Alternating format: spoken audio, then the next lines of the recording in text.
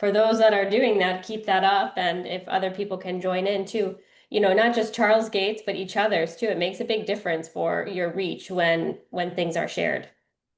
Yeah, and there's another important piece of that is when you're doing your posts, and I know some of you have been doing a great job of this too, so Sarah's able to pick that up, tag Charles Gate, so she can pick that up and put that out on our stories and stuff too, to get you that added exposure, that added traction. We want to tell everybody's story, right? We want our audience to get to know all the agents and all of you that are out in the field and making it happen for the clients. So we love when you tag Charles Gate in it so she can see it and it's on her radar to pick that up. So. And for platforms, we're looking at Instagram, Facebook, LinkedIn. You've got Charles Gate, you've got Charles Gate New Development, you've got all of our projects have their own pages and stories and reels and things like that. So if you haven't gone out there really recently, go do some searching, do some connecting, do some sharing, and then also make sure you tag. And I know on Instagram, the big one is the collaborators, right? You can put up to 5 collaborators on your story so that it actually not only just goes out on your reel and gets that traction, but if they accept the collaboration with you, it also goes out across 5 other platforms. So you can put Charles Gate as a collaborator, right, Sarah? Mm-hmm. Yep. Yeah. Lots of opportunity there. We're going to talk more about the social stuff when we dive into today's topic, which is customer reviews and stories and actually getting the stories out there. But just want to go through real quick. It's been a very strong September. It's been a very strong September, and I want to go through and talk. We've talked about some of these, but I want to talk about the September closes so far because our average sale price has gone up significantly these last couple of months. I think year over year, our average sale price is gonna, we're always in that high-end market, especially in the Boston market. But when I started to look at the stuff that's closing, we're closing a lot of high-end properties. And so that also tells me and tells you that, the market's out there. Now, some of these listings were on for quite a while and then went under contract. And so as we talked about several times and even through the summer and stuff, this is more what I would consider a normal market, right? Where you look at 30, 60, 90 days for something to go under contract. We need to do open houses. We need to keep the properties in front of people. We need to watch the pricing. But it's, we talk a lot about the pricing. If it's priced right, which it can be and still not have an offer on the table at times and still getting good exposure. Sometimes it is just about timing. Sometimes it is about just waiting out to get that right buyer in the property. You only need that one person with the check to come in. But sometimes it's really just about, waiting for that right person to come in. So I wanted to go through real quick, like Matt's listing in Norfolk, 38 Boardman, it closed recently. And that was on for a good couple of months, did a great job of keeping it exposed there, keeping, it started at a higher price because he thought that where the market was had to get competitive, but over $1 million or right around that $1 million mark. Steve put one in Belmont, closed on one in Belmont, 3 Stables Way, 1.7. Eileen double-ended one in Chelmsford, 145 Old Westford Road at 600, giving her $1.2 million in business. Sarah closed 162 Fifth and Stoughton for 541. We had a couple other closings in Chelmsford at Bartlett and Woodlawn, 950 and 755, and some of those were going well over asking.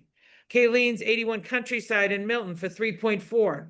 Again, that took some time. It took a lot of work on the front end from staging, getting it ready, as did Matt's, making sure it was ready for the market, making sure it was the right presentation, but then also sort of having some faith that right buyer is going to come along and look for that special property.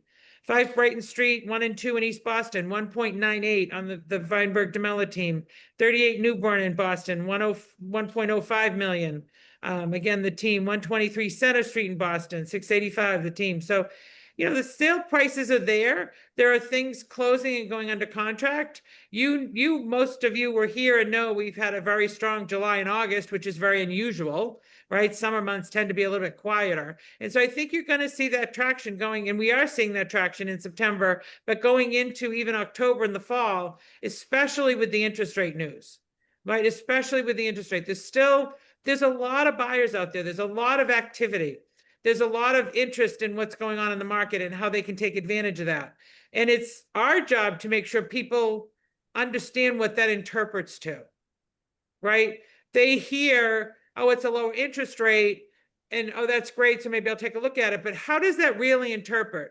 I think, I know Brianna, I haven't seen everybody's post, but I'm sure Susan, Brianna, a lot of you that are out there on social, like telling the story of what that interest rate looks like, not just interest rates are this number, right? Tell the story of what that means. Hey, a year ago at 7% on $1 million property or a $500,000 property, this is what your payment would look like. And today we can get your payment here at 6%, or and now as it goes down under 6%. And by the way, if we do a buy down and write that into the offer and get you down closer to 3% for the first year and buy you some leverage, this is what that would look like. And actually talking, I know I do this a lot with you guys. I talk numbers, but I talk numbers for a reason. It's because it gets people's attention. A generic conversation about, hey, rates are down 1% is great, and it sparks some interest. But if I'm a buyer out in the market and I don't understand how that really impacts my bottom line, or that it changed, I know I saw one of the posts, I think it was Sean's post, that it actually changes the affordability for someone that was looking at a $900,000 house to $1 million house. Well, what does that do? That actually helps them probably get what they couldn't get before, why they weren't putting offers in, right? That the features of the house, because we have not seen, and you guys know this, we've seen a reduction in the majority of the pricing, and the $900,000 house from a couple months ago has not jumped up to $1 million. It's still 900,000. So what's changed is what they can get for their money. What they can get for their money has actually increased in a great way, And especially buyers who are sitting back going, I couldn't get what I wanted. I couldn't get the updated house, or I couldn't get the location, or I couldn't get the square footage because of what I couldn't afford at that time. Now I probably can get that in today's market. So make sure you're telling the story. Make sure you're telling the story of what is actually out, what that actually interprets to. Not just, and this is, I think, where you see a lot of agents fall flat. And I want to sort of lean into from that conversation what I wanted to talk to you about today, which was really telling your customer success stories. Because I still see it, not from you guys, but I still see a lot of agents out there just posting, I sold. So, okay, great. So you're showing maybe volume, and you're potentially showing that you're interacting with clients, right? But Renee started the conversation today about how she loves watching Brianna's stuff, and she wants to work with Brianna because Brianna's always telling the stories out there, right? She's always telling a good story about the market or the property or the opportunity or what's in the space or what we're hearing. So you want to look at it from that standpoint. How does it impact them? When you think about this as an individual, if somebody calls us or emails us or reaches out to us, the first question we subconsciously ask ourselves, we may not do this consciously, but we subconsciously ask ourselves, what's in it for me? What's in it for me, right? I mean, that's what's in it for me. Do I need to listen to you? Because what's in it for me? What could I get out of that? And so think about that from your side when you're trying to engage the public, especially on social platforms, but even in conversations when you're meeting somebody face to face, or you have an opportunity to have a conversation about real estate in a coffee shop randomly with somebody. What is that conversation that you want to have with them that's going to help, that's going to cue them, that's going to hook them because there's something there for them. There's something in it for them. You've got their attention because, oh, well, maybe I can get that house now that I was looking at with the 3 bedrooms based on that new payment. Tell me more. We want that initial, I need to stop doing other things and thinking I want to get this person off the phone and start to engage with them because they are talking about something I'm interested in. Or something that's going to help me. Does that make sense? That makes sense? So I'm going to relate that to the leads, and then I want to talk about, telling a story online, getting reviews and telling stories and how to approach stuff like that. For the stuff that we're calling, and by the way, before I forget, when we get off this call, the leads are coming in so fast, I keep getting backed up. So I'm sorry for those of you that I owe leads to, but if you're able to call leads today, please send me a quick Slack or text because I have a ton. I've got over 50 to allocate out just from the last couple of days because I've fallen behind with all the stuff that's been going on. So I know Steve's picking up his phone. Send me leads, Paula. I love that. I love that about Steve. Steve, you're the best because it reminds me. So Steve does well. getting on top of those. But the activity's picked up quite a bit online, even without us really. We have not changed our engagement yet or put any more money at it or any of that stuff, but it's just organically with the market, that stuff is picking up. And I think we're seeing more and more people that are coming back to the website and re-engaging that have been out there for a couple months. So make sure you're checking those leads as well. But when you're making those phone calls, what I want to talk about today is really having that conversation that will get somebody's attention, that will get them to really listen to you and not try to multitask or do something else. So what does that look like? I hate to say this, but it doesn't look like, hey, I'm a realtor, I'm here to help you. What can I do for you? Right? It doesn't look like that, right? That putting that question out to them, they don't know really what you can do for them at that point. Instead of, I know in the past you've looked at some condos in Winthrop at 500,000 or 600,000, and you're still kind of looking out there. Do you know about the recent drop in the interest rate and what that looks like from your payment standpoint? What payment were you thinking you would be comfortable with going forward and purchasing a house? See, I didn't ask them what sale price, because if I ask them what sale price and they're not paying attention, they're probably off on that. So what payment were you looking for a mortgage, you know, going forward, right? Especially with the changes in the interest rate. That's an important part of what type of payment you think you're comfortable with, or have you been approved for, so that we can sort of talk about what's out there in that market. Because I am helping folks take advantage of lower pricing and higher affordability with lower interest rates. And I'd love to have that conversation with you. Right? Is that a little more engaging than just sort of how can I help you or what can I do for you? Do you think I might get somebody's attention? I know from my standpoint, that's always gotten my attention, right? If I start to think about, well, what would that payment look like? What could I actually do? So I also was talking about, any questions on that or other thoughts and comments on that? Isn't it the I think it makes it more relevant on what the payments are and how you could get it to that. It's just like you go buy a car and they say it's $45,000, and then they go, but that's only $250 a month. Yeah, it's 45,000. You just freak out. But if, oh, I could do $250 a month. No, I like that yeah, that makes sense. That makes so much sense. Yeah. Yeah, and one of the hardest things we do as agents, and we do need to do this, we need to stay in front of people, right? We need to tell our story. We need to differentiate ourselves. We need to sort of, you know, part of our sales pitch, if you will, is how we can help you, but also how are we different in a sea of all these other realtors are out there? Because right, there's realtors everywhere. There's realtors everywhere. If you don't think that, post on any social media page. I love these when they go out there. It makes me laugh when I see these, because I always love to watch the trail.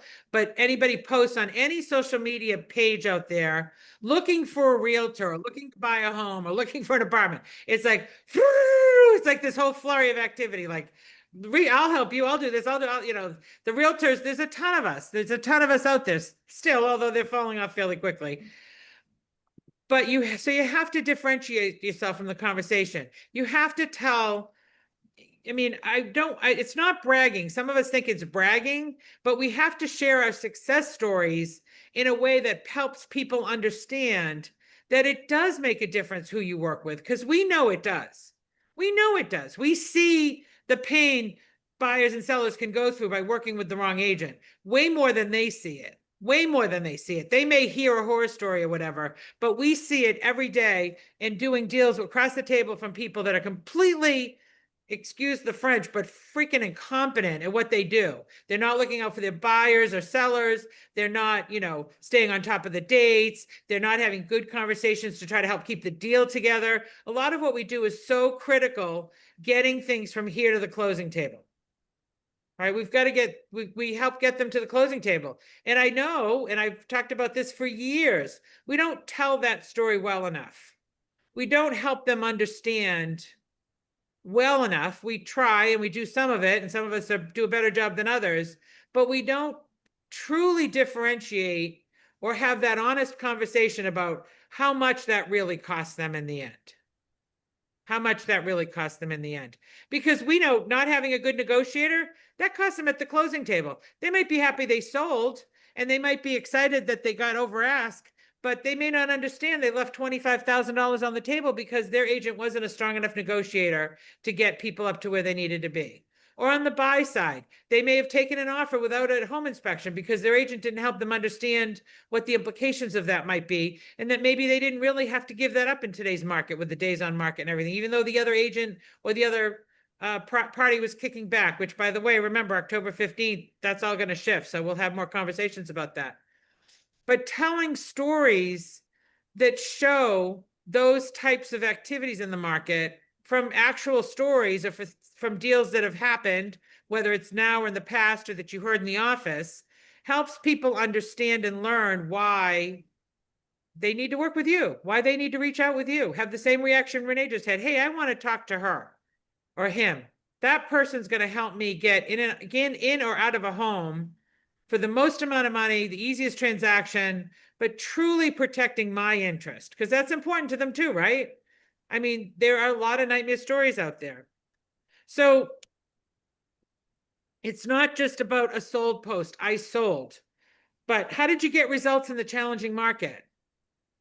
Like for some of you, right on here, we just talked about some of the high-end sales that we've done in the last month. Some of those sat on the market 60, 90 days.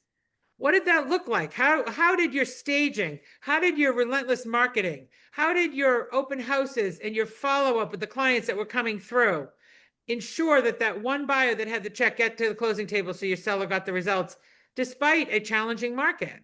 Despite dropping prices, they got a good number. You know, tell the story of how that's better, how you got those results. How did you overcome obstacles?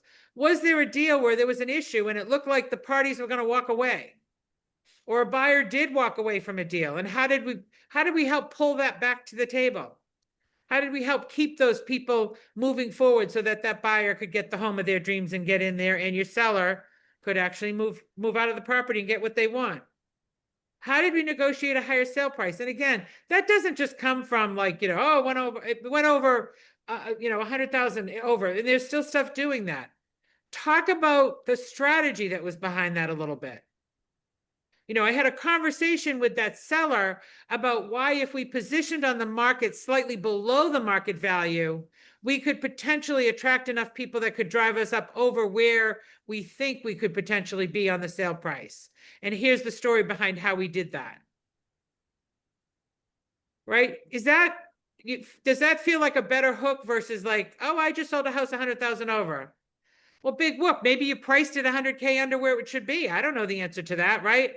But if you tell me that you strategically help the sellers understand where the market was, where they probably will end up, and how to maximize their return on that by maybe pulling back even just a little bit. Now I'm intrigued to talk to you because you sound like you know what's going on in the market.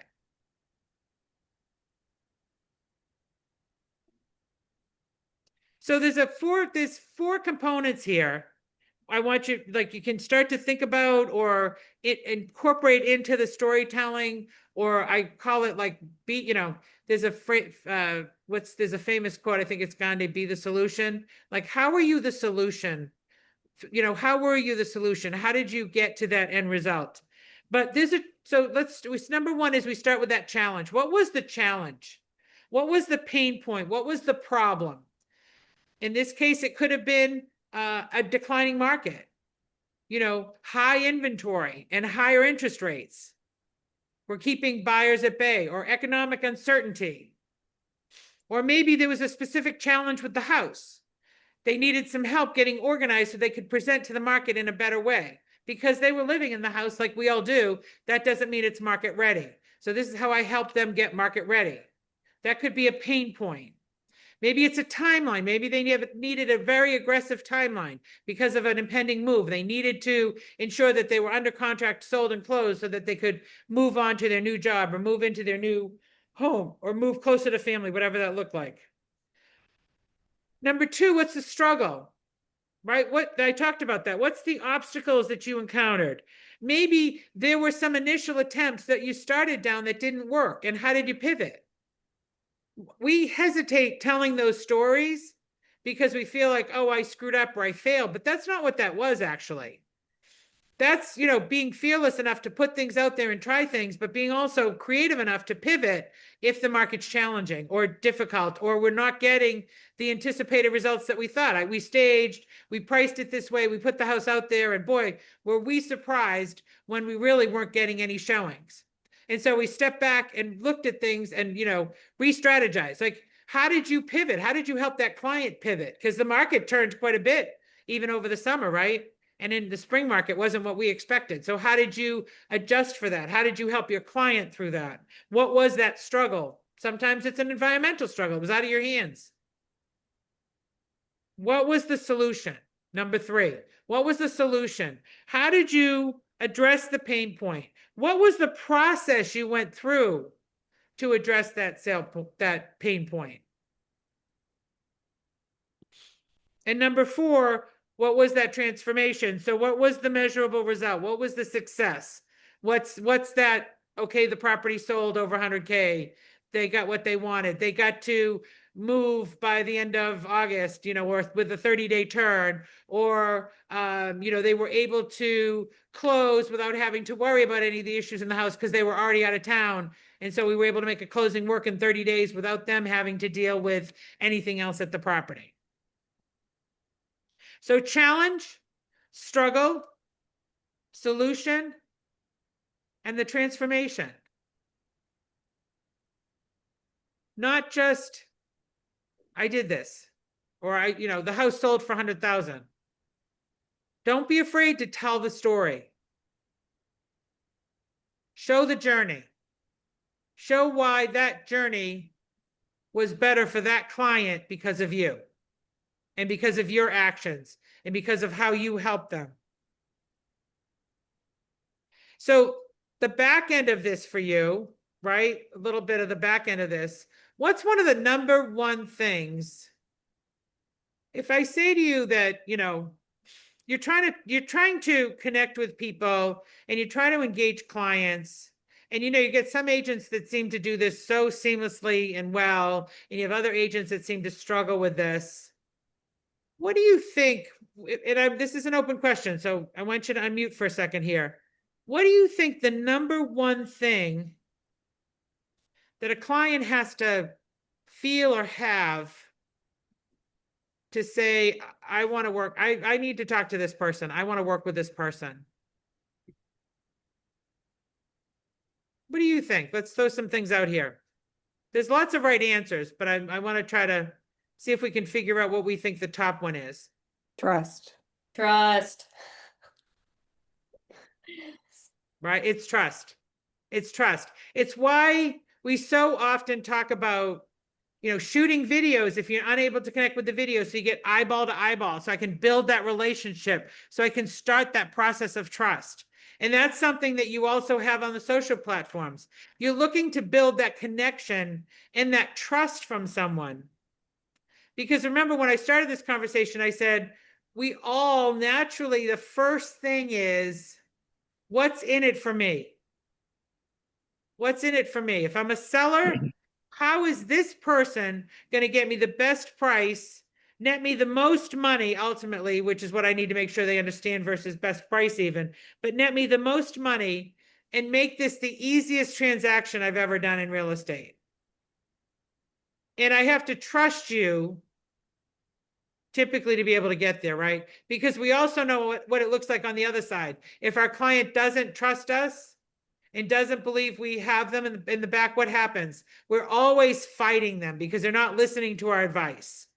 They're, you know, they always think they know better because they Googled the internet, or they're looking for other sources because when there's trust.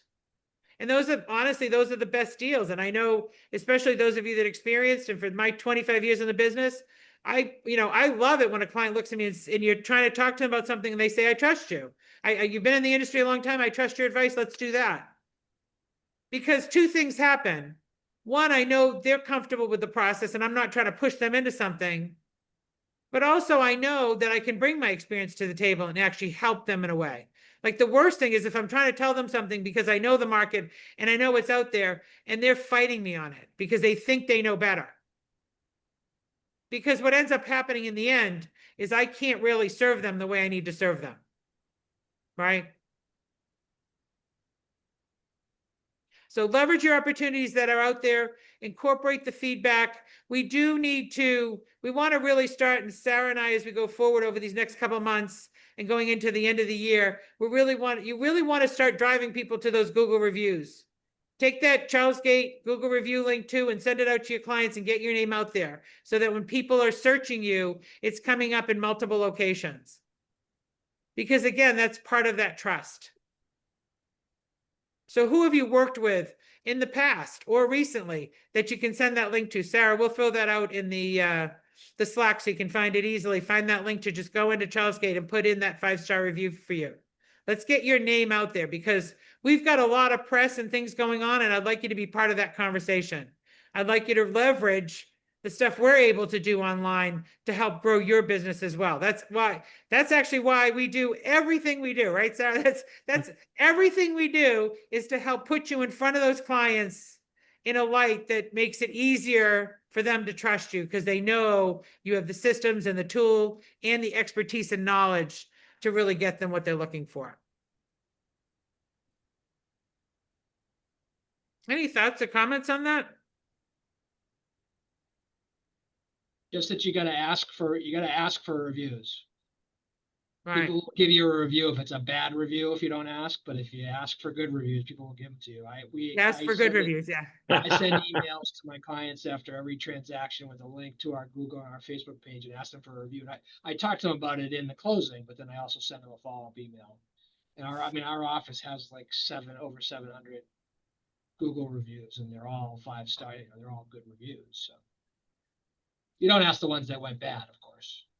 Yeah, so here at Charles Gate, the one thing we struggle with, which as a company we're looking at this as one of our initiatives, is we do have property management, right? So you have some folks on the tenant side that come in with opinions of things so we're fighting that a little bit right now, but honestly, with our property management and all the initiatives that they're doing on their side, that's going to really flip on that side as well. But from the brokerage side, we really can help take our 3.8 right up to a 5 in no time. I know we can do that because I know we've got a ton of clients that are out there. And to Scott's point, one of the things I used to do when I would reach out and ask people for a review, because it's hard, some people don't like to do that. Before I would do that, if after a transaction, I would typically call them and say, listen, I loved working with you and I'd love to know what you thought worked and what we did well on this transaction and or if there are things I can do better, because I always like to learn and grow from the experience. So I kind of engage them in a conversation first to help remind them of the good stuff that came out of that transaction. And then obviously if it's really good and they're excited and they thought it was great because of this, this, and this, then you say, listen, I'd love that if you'd share that review with everybody for me to help me build my business even further. Because I like to help people like you and I want to help even more. Right? Okay. So Scott, I know it's been so crazy busy. We saw Scott in person in Reading, but we haven't seen him on here in a little bit. So I'm glad you could join us today. Why don't I turn the floor over to you for a minute? For those of you that have not met Scott, Scott works with Horning and Simone. He's been very engaged for us as an attorney, always highly reachable and able to address any concerns you might have on contracts from the legal side. But I've worked with Scott for more years than I care to share because that ages me and Scott. So I think the lack of hair on top of my head gives my age away a little bit. So. It's funny. So the only little tidbit I wanted to chat about today was condos and parking spaces. I always recommend to my clients when they're buying a condominium unit coming with a parking space that they go park their car in the parking space before they sign a purchase and sales and make sure it fits. I have a couple of clients right now looking to sell. They have a condo with I think it's a 5 or 6 unit complex. They have 2 parking spaces, and the parking spaces are really small, small enough that they park one of their cars outside and allow a neighbor to park partially in their parking space because her car is right up against the wall. Now this neighbor went out and just bought an SUV, which I'm not really sure why they did that when they already had a small parking space to begin with. But now my clients are selling, and they need to tell this person to not park there, and there's going to definitely be issues. So always have your clients go park their cars in the parking spaces, make sure they fit, make sure they're not banging their doors against somebody else's door that end up being an issue.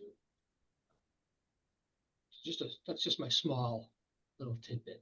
I look forward to seeing you guys all on October 23rd. That is also my wedding anniversary, Paula, so I may be running out a little Oh, early to get to dinner, but there at you least I'll go. be close. At least I'll be already be close to home. Oh, bring her over for a drink and then you can go to dinner from there. Love to meet you. Yeah, well, it's right. It's not very far from home, so that's great. There you go. There you go. Excellent. Any questions for Scott or thoughts on some of the stuff we've shared or observations you've made out in the marketplace? Get ready to be in negotiating inspection issues again. Right, October 15th. We've talked about that, Scott. You want to add anything from the legal side? No, I think that the complexity is going to be for newer agents who really haven't had to deal with inspections. Now you're going to be in negotiating inspections. So I would just do as much training as possible as you can with Paula and the team, because they're great and they have so much knowledge to help you out with that sort of stuff. Because it's really the agents who negotiate the inspection items. Us attorneys like to back off from that stuff. We'll craft the language around it and happy to help out with any of that. But just get as much training as you can before that time frame comes, because it's going to start being more negotiations. Yeah, and we'll run another session as we get a little bit closer here into October. At the next sales meeting again, we'll dive into this even a little bit further. Because I think, it's going to be very important. Like everything, right? The testers are going to be out there. Like the testers are out there with the buyer agreements. We already know that. They'll be out there for sure with this, looking for opportunities for you to whisper in their ear, I'll go tell the listing agent that you're not going to do a home inspection, right? All the things that they're telling us we're not allowed to do. So we'll have good conversations about the best way to present this on the seller side, and the conversations to have on the seller side. And on the buy side, obviously it's a little bit easier because they now have the right to do an inspection no matter what. Like that no longer becomes part of the transaction. So that goes into effect October 15th. It will be anything that's active or going under contract at that point. So the only transactions that are sort of exempt from that will be things that were under contract prior to October 15th. So even if you have a listing agreement that was out there from a couple months ago, we're going to need to have that conversation with the sellers, because that will come into effect on their deal if they do not have a contract on the table. Yeah, and you got to be careful also not to try to sneakily tell an agent your client's not going to do an inspection. No code. You can't do any of that. You could be liable for 93A claims. You got to be really silent on it. No sign language, no No subtle, wink, wink. no subtle hints, no, no paper, Post-it note slipping. Like, again, you never know who you're dealing with on the other side. So just let's make sure we adhere to the law. We've always A wanted to. quick question, if that's okay. Yeah, sure. So for my past sale, right? Estate sale, owners never lived in the property. So it was sold as is. They can still do an inspection, correct? But Absolutely. understand that it's not going to be negotiated. So my comment on a house being sold as is really, that's just a seller telling a buyer we don't want to negotiate. Right, A buyer can always try to negotiate. right. You Okay. see, I see all the time when, I'm going to do an inspection for informational purposes only, and then they come back and ask for $10,000 off. Right. Right, but I mean, in terms of protecting the seller who, A seller can always say no. always say no, and should something come up in a home inspection now, because let's say he doesn't know they're doing it, right? He didn't warranty anything, or he didn't make a statement on anything because he hasn't lived in the property. So, he's got no responsibility for that, and Well, no. that's, yeah. I don't know, Scott, I'm sure you have some comments on that, some of those comments. I would put in the MLS that it's a seller never lived in the house. It's an Right, executive of the estate. right, which is what I do. I just think there's, I think it's going to be a little more complicated. It's not going to be very straightforward for quite a while. And you can certainly put as is in the MLS to state the seller's intention. Yes. But again, a buyer can certainly come back and ask for whatever they want to ask for. It doesn't mean the seller has to accept it. Seller Right. has to Well, say no. exactly. Yeah. And even if it's not an estate sale, correct, they can say we're not Correct. negotiating. Right. And I don't know. I don't know. I guess that's going to just bring a whole new thing in. You can say, yeah, we understand people are going to be doing their home inspections. And then in the same token, uh, let it be known that the seller may be priced accordingly and won't be making any adjustments. Yeah, and just remember too, that you as an agent have an obligation. If somebody does an inspection and walks away from the deal and they tell you why they're walking away from the deal, and you now have knowledge of that inspection issue, you may have a obligation to disclose that to any future buyers. So Right. that's the other thing that's gonna start popping. Yeah. And I always struggle with that because, I mean, we do know that there are inspectors out there that A, I would not recommend, and B, even as little as I know about certain things, I would actually have a disagreement on that. Let's say whatever it is they found in terms of what it is. Would you think that it would be a good idea for the seller to go ahead now in these new times, do their home inspection so that they have, an idea of what the issues are, and they can say, well, a buyer did this and their inspector said no, but we had our own and that did not come up. I don't think that would actually help you, because it's brought up by another inspector. Who's to say which inspector is right? Then you'd have to get a Well, permanent that's the inspection, they'll point. take a look at it. Why have to disclose something if it's Well, who's so- inspector's right? Yeah, I mean, pre-inspections have their place in any listing if a seller is concerned and wants to address things ahead of time, right? But again, to Scott's point, once you know about stuff, you're going to be disclosing stuff. And from the seller standpoint too, they should be doing that as well. So pre-inspection, great for the seller that says, hey, I'm happy to take care of, or I'd love to know what the issues that might come up in a home inspection are so I can address some of them to have less issues. But I don't think trying to, I mean, you're using a licensed inspector, I think in that scenario, Eileen, and I don't know, Scott, you might want to chime in on this, but especially the way the laws are going, from I would never say like I disagree with an inspector. I mean, it's a licensed person. Oh, But no. I know, and I know you wouldn't do that, but that's because of the new law. It's a situation where you can say, hey, something came up. This is what the sellers did to address it. And, and now under the new law, feel free to bring in and, have a home inspection so you can take a look at that or dive into that more. We're happy to get you the receipts and of what the work was, what we did, Yeah. or share who the Yeah. contact was of the work of what we did. Like it, stick to the data, right? Stick to the data and the facts. So. But I mean, Scott even just mentioned it briefly, like, so which inspector's right? I mean, Right, I think right. there is, if you have to report something that an inspector has done and, and you have to go by what they've said and tell that does hurt the listing for the seller. So Well, and again, bring in an expert on that particular problem so that you Yeah. have that, you have not another inspector, but the inspector said there was an electrical panel issue. So the seller Yeah. had an electrician Right. come in, and this Okay. is the Right. report we got from the electrician. Yep. Right? That to me would be the better, more, Solution. Yeah, the more reliable approach, I think. Yeah. there you go. Good. Thank you. Anything else, Scott, on your side, or any questions for Scott on the legal side? Well, we know rates are great out there. That we've got lots of material to leverage for those of you that want to leverage, properties and things on the social media. We have closings happening at Baldwin Crossing this week and next week. We have closings happening at the Canterbury Project in Roslindale next week. We have closings happening at 100 Lincoln. Some have already started, so there's residents already in there. We've got some closings coming up over the next couple of weeks. So again, feel free to go out there and tell the Charles Gate success story to help build that trust for you in terms of how we've helped those folks get into new developments. And in a lot of those stories, it has to do with, rate buy downs or taking advantage of the pricing and the timing, or waiting for the property to be ready to move into, being patient so that they can get that new construction and be one of the first folks in those buildings. So lots of great things out there.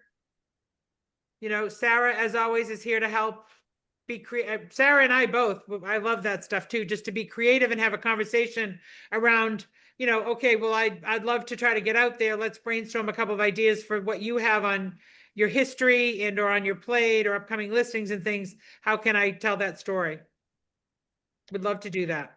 Definitely. If anyone, likes this concept of storytelling, if you guys have testimonials, if you have transactions from the past that you're like, this would be a great story, but I'm not sure how to put it together, reach out to me. Let's connect. We can sit down and kind of, as Paula said, kind of go through those pain points, obstacles. I forget what you said. The last one was the resolution type piece, and talk about how you can then, how do you put that out there? What can you do with that? And a couple off the cuff I can think of is, instead of just listing testimonials, you guys can also do like case study pages for your listing presentations or your buyer presentations. Instead of just giving a review, you can also kind of do a storytelling page. And then, of course, those can be social media videos, they can be carousel posts, they can be a single image post. So we can also talk about maybe what works for you and how you get those out there. So do reach out to me. You have to come with the story, right? I can't make the story for you. So you kind of have to have that prepared. But we can definitely go through and talk about how to present those.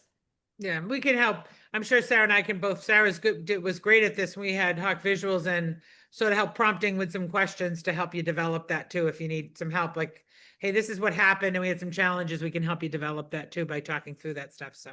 Definitely. All right, so I'm going to, a couple of things on the calendar. Scott mentioned we have the ribbon cutting grand opening ceremony in the Reading office. The save the date went out for October 23rd. 4 to 6, do I have the right date? 4 to 6. Getting a lot of good traction on that. That's going to be a very big crowd of realtors, our company, outside folks and clients and things that we have in the area of Reading. So feel free to take that and share with your networks as well.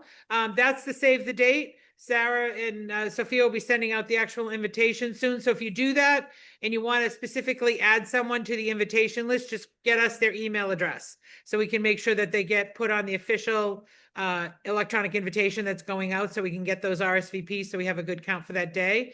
But so again, we'll probably, I think, Sarah, we'll talk about this. We'll put out a form or something where you guys can start to add people in there that you want on the list, so that in case we don't have them on there, or that people that you like, I've been already reaching out to people to save the date, and I'll add those in there, make sure we reach out to them. Next week on Tuesday, I'm going to put on the calendar Tuesday afternoon from 2 to 3 in the Boston office, what I'm going to call a late lunch and learn. I know that's a little bit later than a typical lunch, but a lunch and learn. I've been wanting to do this for a couple of weeks, so I want to make sure I put this on the calendar. It'll be an in-person in Boston, 2 to 3 on Tuesday, and I'm going to do a strategic offer workshop, and we're going to dive into a actual property that had 15 offers on it.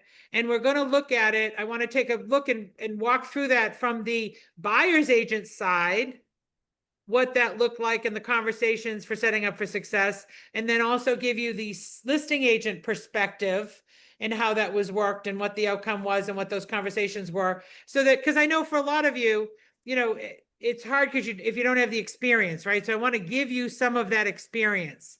I want to sort of let you hear through the experience, like you just did a multi-offer negotiation that ended up with that over asking price.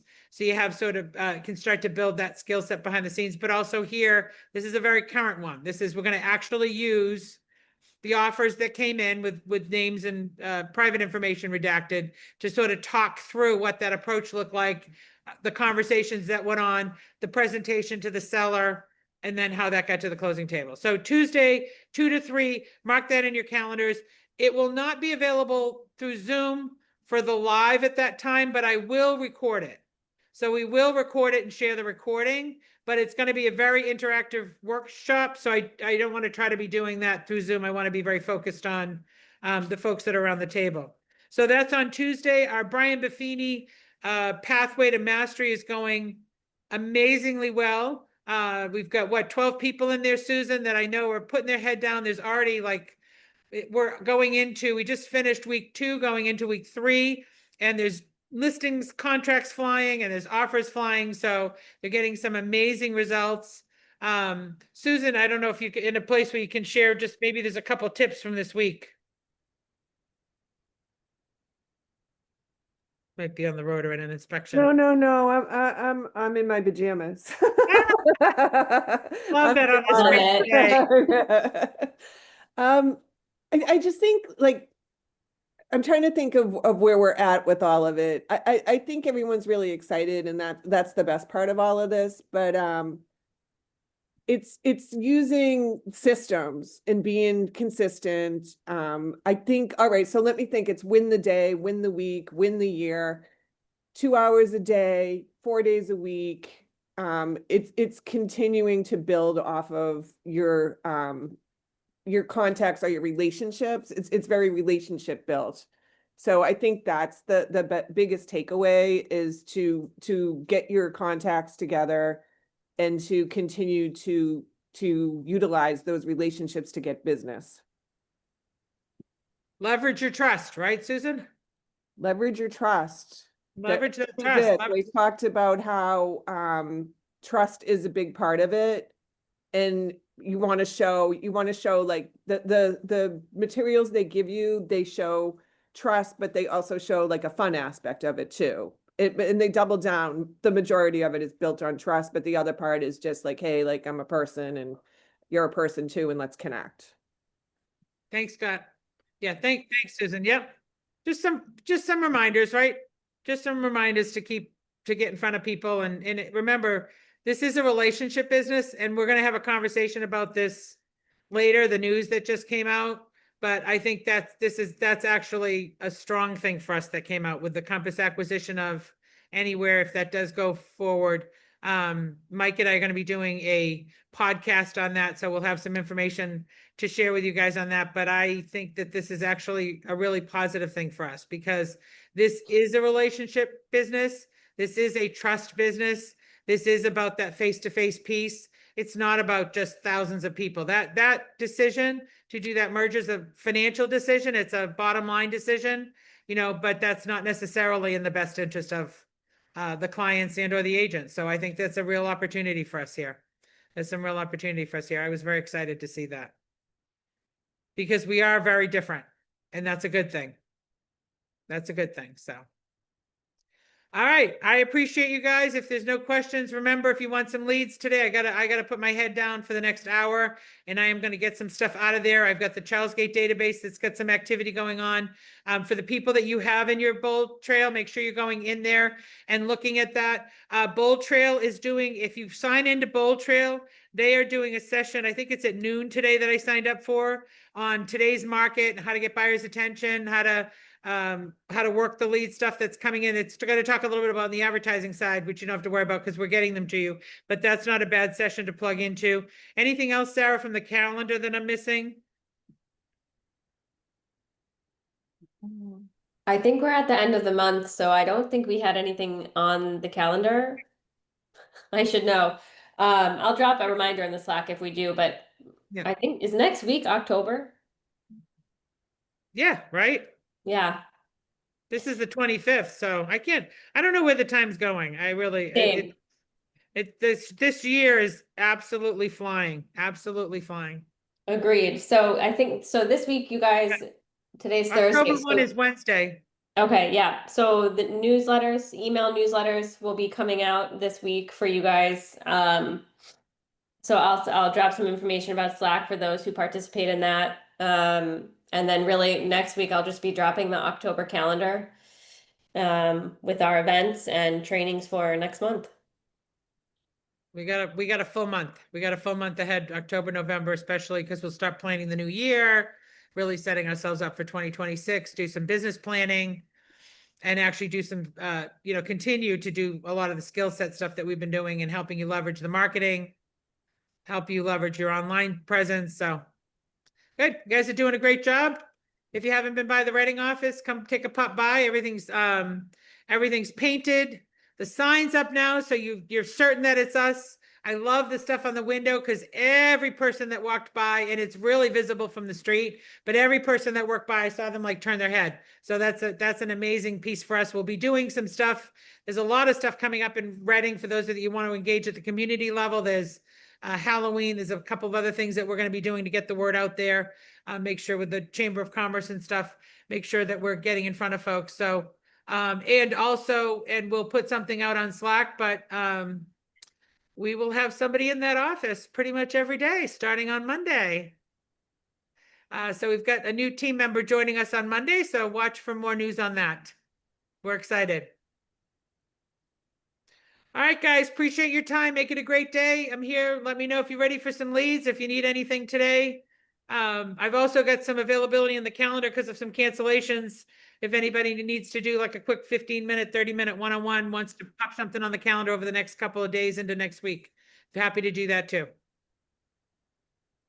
All right, thanks, guys. Thanks for joining us. Thank you, Paula. Have a Thank great day, you. everyone.